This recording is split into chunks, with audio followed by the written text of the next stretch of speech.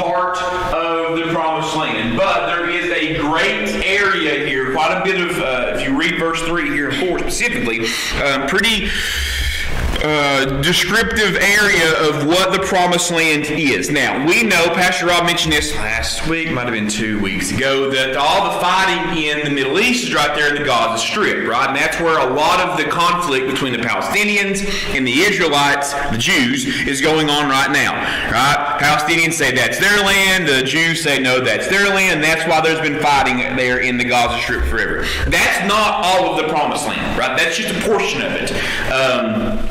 There in Gaza. So this is more of what God is referring to there in verses 3 and 4, that he tells Joshua that wherever you walk, right, this is going to be, wherever your sole of your feet treads, this is going to be the area in which you're going to, that's yours, rightfully yours, well, I have given this to you, right? So Joshua was to simply just arise and lead the nation across the Jordan River, right? We see that here in verse 2.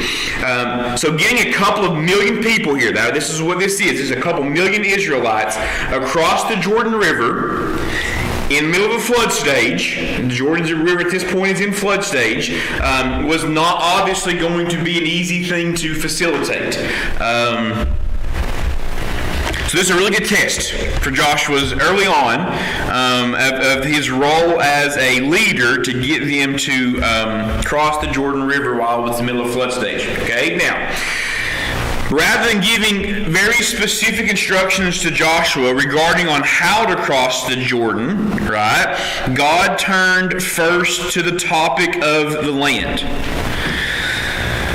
Go over this Jordan, verse 2, and all this people unto the land which I do give them, even to the children of Israel.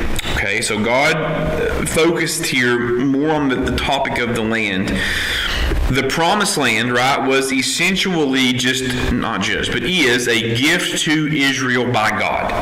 Okay, God originally, of course, we know, promised the land to Abraham and Abraham's descendants, and did that in the Abrahamic covenant, right? It's all the way back in Genesis chapter, see how good we are, 15. Right? The Abrahamic covenant there is in Genesis chapter 15. And that covenant that is there in verses 1 through 8, verses 18 through 21 of Genesis 15, that covenant that is